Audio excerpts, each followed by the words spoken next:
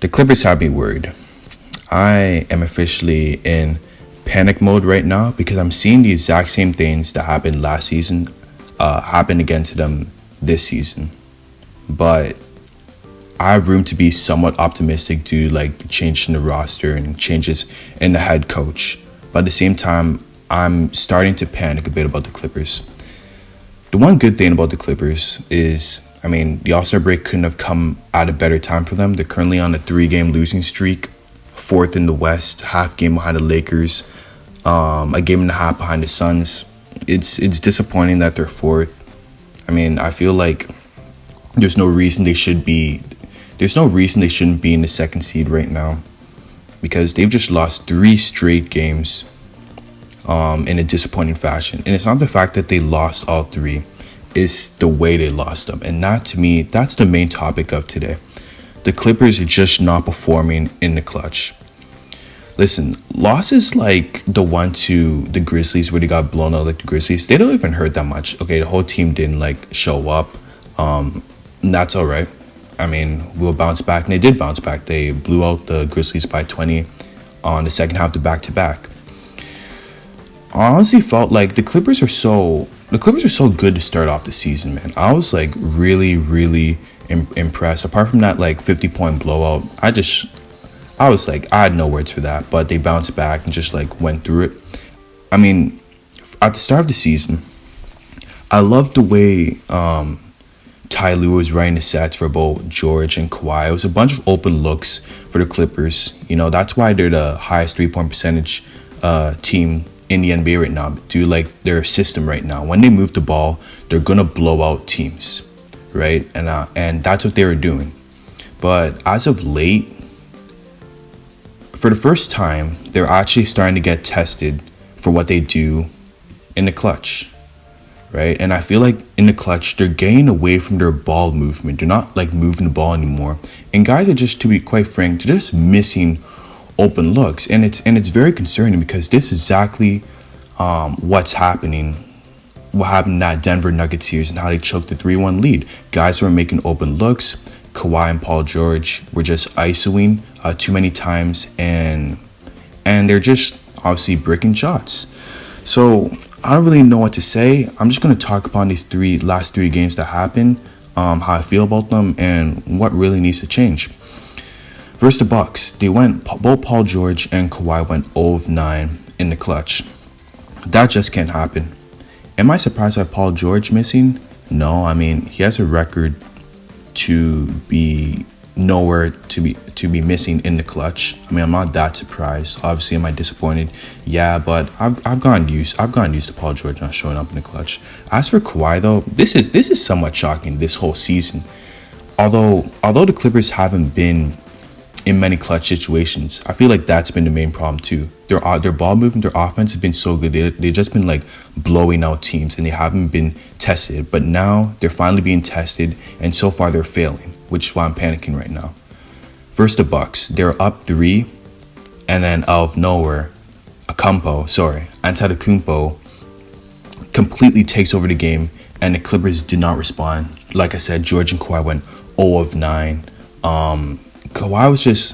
Kawhi's been so surprising because I'm pretty sure I saw the stat where online on Twitter, he was guys who've taken a minimum 10 shot attempts in the clutch, and obviously clutch is last 5 minutes where the teams are within 5 points of each other. Kawhi's 4th worst in the league. I think it's around 36%, and that's a huge drop off from his average of 50% shooting from the field this season.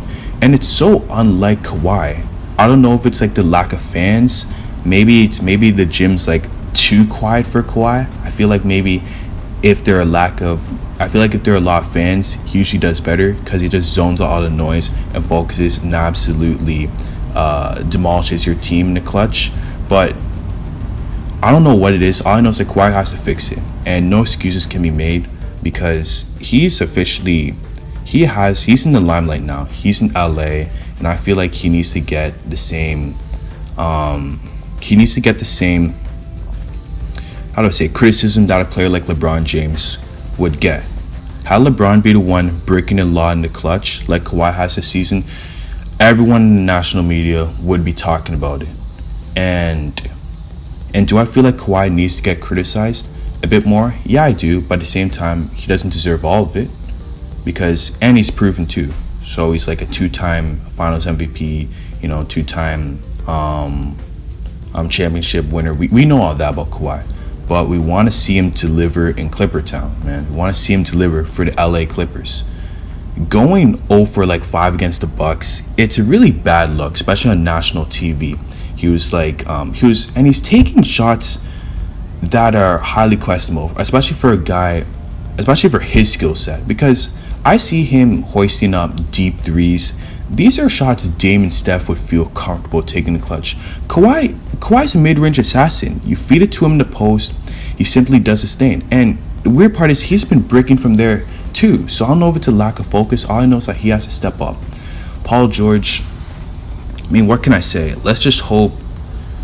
I'm hoping Paul George will step up in the playoffs, but I don't know. That's a wild card. But I definitely know Kawhi has to be there in the clutch, especially in the playoffs, because if he ain't there, the Clippers are not getting past the first or second round.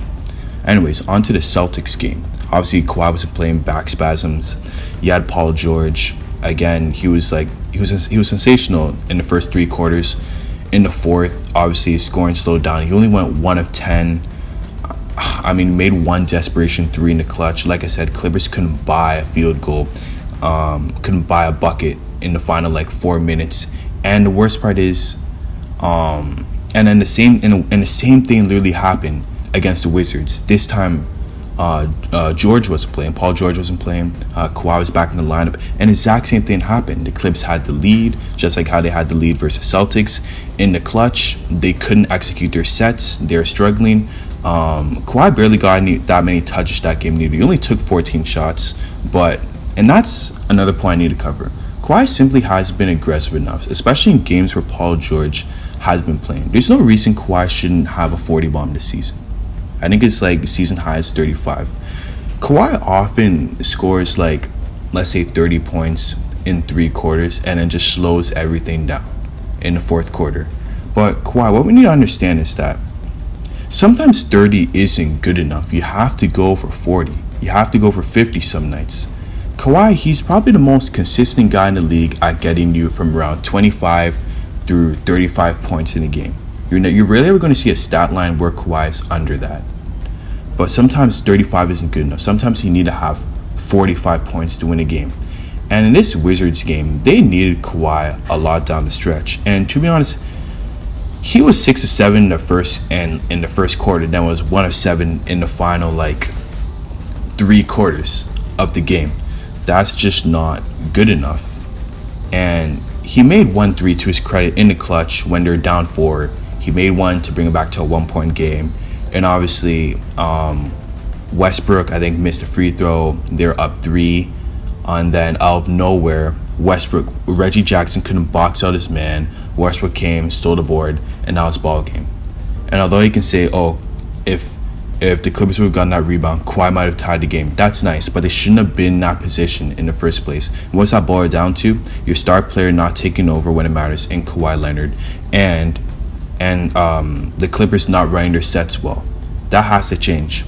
I'm hoping Ty Lue over this All-Star break is discussing with Kawhi and George, with the Clippers management, what they can do better. But often it boils down to the players too, because Ty Lue isn't the one out there breaking shots.